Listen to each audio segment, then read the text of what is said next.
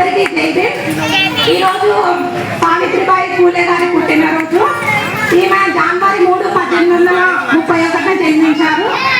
మన భారతదేశంలోనే మొట్టమొదటి ఉపాధ్యాయురాలు ఎవరు? సావిత్రిబాయి పూలే గారు. ఉన్న పాట సావిత్రిబాయి పూలే గారి. చీకటి నా బతుకుల్లో నా వెలుగులు నింపావు, అజ్ఞానపు అదువును చీల్చిన అక్షరమే నీవు.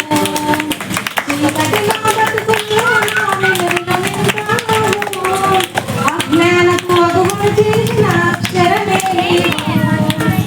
విజ్ఞానపు వెలుగు రేఖవై విలువలు నేర్పావు, విజ్ఞానపు వెలుగు రేఖవై విలువలు నేర్పావు.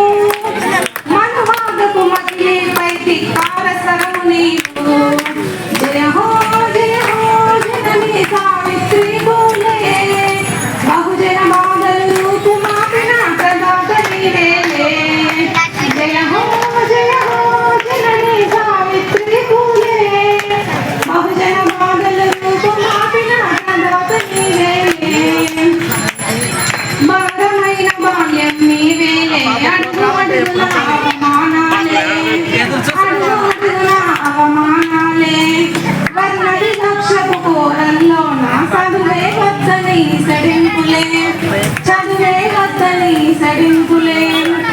అవధిలో నావను అధిగమించితివి, అవధిలోనే తల్లి అక్షరమైతివి.